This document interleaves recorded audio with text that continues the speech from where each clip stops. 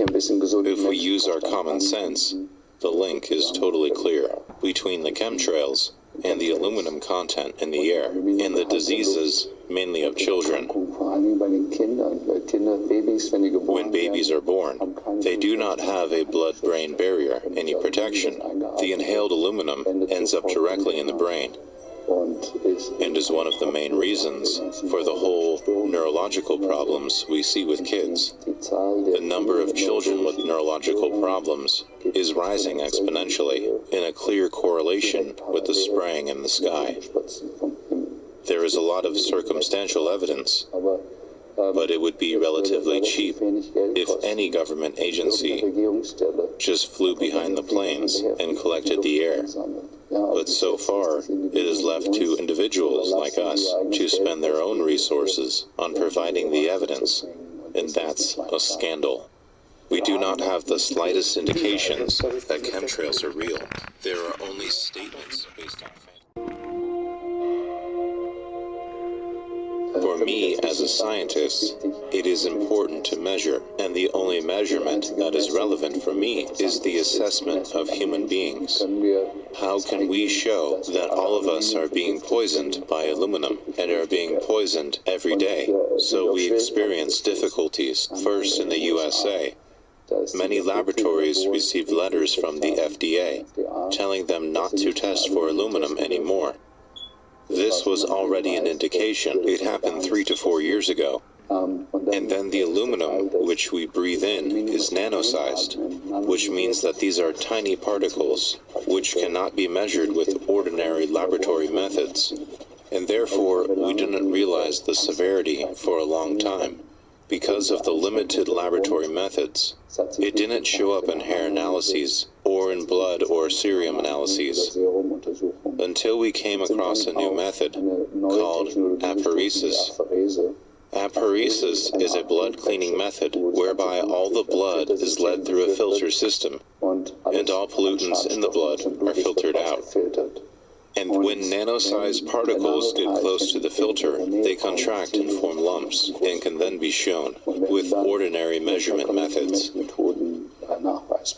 Well, what we have found, we have sent over 200 patients overseas from the US, is that the aluminum content, namely the total physical stress from aluminum, is 100 times larger than from all other metals. Das mehr als das 100-fache höher ist als das von allen anderen Metallen.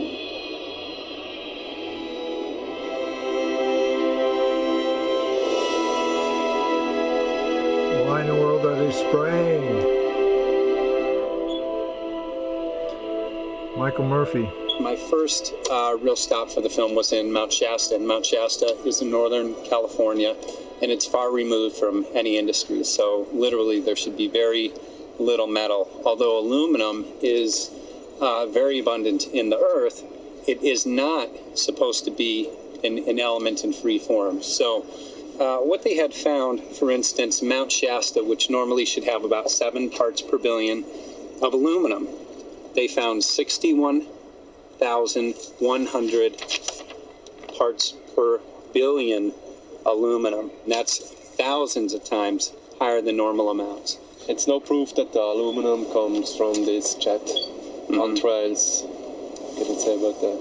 Well, you know, I beg to differ. I believe that it does prove. If there's a helicopter 30 feet above your house and they're dumping something out that's falling on your house, and you test that substance and you find out that it's very toxic, I mean, how could somebody deny really what's going on? So, yeah. And if it didn't come from the aerosol spraying, where did it come from? So far, nobody has been able to prove that they've come from anywhere else.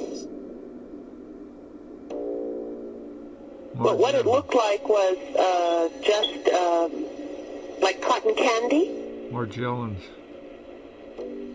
It's quite, it goes quite hard, if that makes sense. And if you listen to it, it rips. It's got a Velcro sort of a sound to it. They come in nanoparticles, and those particles make up what they call an array, meaning they go in a straight line, and they connect. Biological weapons. La Côte d'Azur, Population sun, control. beach, and holidays.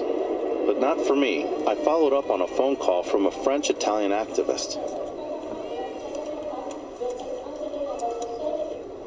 It's all over France as well.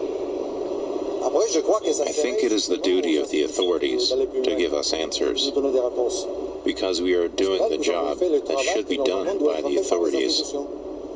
We have the common people paying for analyses, while the authorities should be doing it, and should be giving us answers. But they are. So far we have analyses from the rain, from the soil, but how to make the link to the plains? Therefore, what Bernhard gives us is exceptional.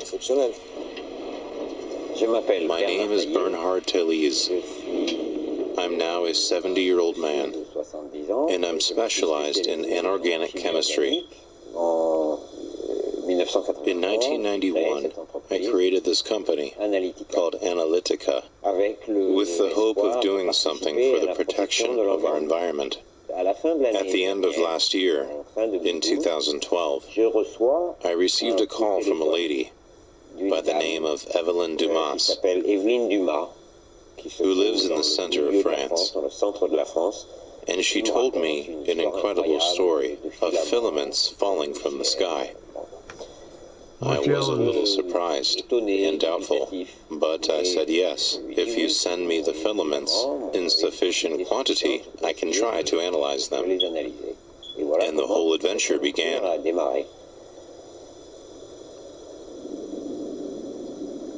Biological weapons. This is one of the first filament samples from Miss Dumas in the center of France. This is from the northeast of France, from a certain Mrs. Duclaude, with whom Mrs. Dumas communicated over the internet. This here is from the Lumkin family, from another corner of France. And this here is from Mrs. Laxonaire, not far from here on the coast. After a month, I realized that the problem is serious.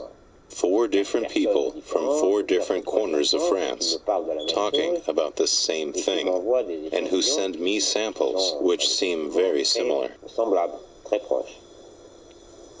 I analyzed these 4 samples. I wrote a report that was, in my opinion, very profound, substantial, and precise. I still have some samples, and I'm willing to share them with my peers. I discovered that all contained a category of compounds known as phthalates. Phthalates. Today, 80% of all plasticizers used worldwide to produce PVC are phthalates. This big family of chemical compounds is divided into 3 major groups that differ in the length of the molecular chain, each with its own function. Phthalates with a very short molecular chain are typically used as solvents, whereas the others are used as plasticizers. Long phthalates are not harmful chemical substances and can be safely utilized. Short phthalates are classified as toxic to reproduction, and its reutilization is strictly controlled. Toxic to reproduction. Phthalates do not dissolve. They fall from the sky on the ground, where they should not be. Not at all. You have to imagine, whole of France is covered with these filaments. So it is not negligible at all. We now know what is inside. We have known about the issue of aluminum and barium occurrence for a long time. Here the inorganic chemistry shows that there are still other pollutants. There is a problem. There is a problem.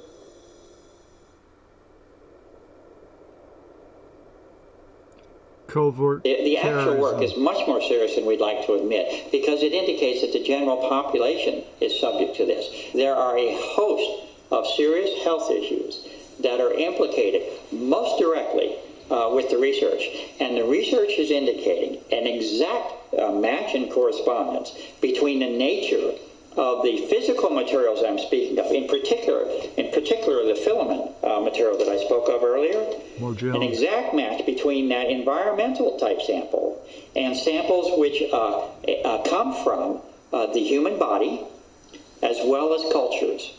The agents that I'm seeing unfortunately, have literally created a condition that is being classified as a new condition of ill health. The term of Morgellons is used for it.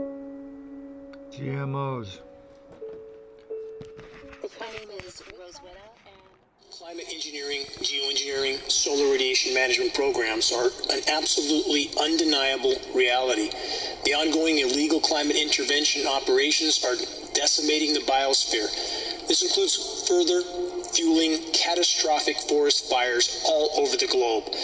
Those who ignore or deny what they can see with their own eyes, the profoundly altered aerosol-sprayed skies, grid-patterned skies on some days, with nothing on other days, are turning two blind eyes to the immense and ongoing climate engineering threat. Jet aircraft spray dispersions are often seen being turned on and off, which countless film captures prove is occurring in skies all over the world.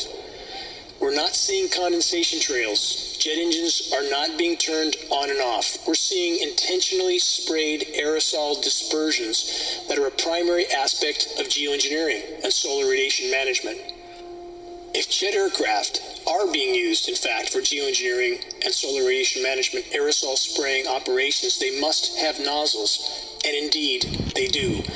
In addition to military tankers, commercial aircraft are being utilized in the ongoing geoengineering operations, though commercial carrier personnel do not appear to be in any way involved. Why aren't the climate scientists, like those in the National Weather Service and the National Oceanic and Atmospheric Administrations, speaking out? In addition to having no First Amendment protection, there is now an illegal federal gag order on all National Weather Service and all NOAA employees. Climate engineering programs are